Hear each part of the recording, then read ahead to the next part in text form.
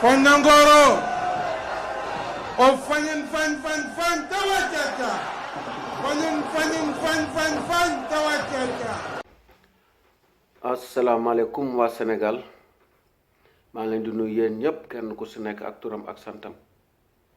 di jël nuyoo bi yëpp di ko teg ci sunu kilifa diine yi di leen jox seen wàccuwaay ñoom ñëpp di leen ziare di leen ñaanal yàlla jàmm te di ko sàkk si ñoom yàlla na yàlla guddal seeni fan yàlla bàyyi ñoog ñoom di ñëw rek di am benn interpellation bu ndaw bu ma bëgg a def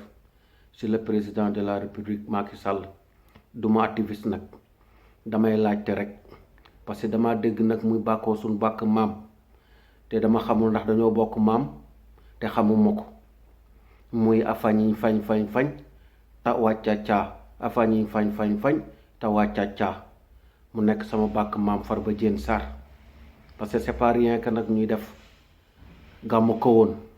di def Buur Saalum di def Farba Saalum di def Jaraafi Saalum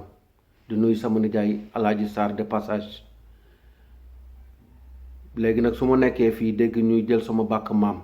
di ko moomale président de la république il faut ma def ci interpellation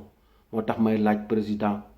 fan la jëlee bàkk bi boo xam ndax bàkk maamam la wala dañoo bokk maam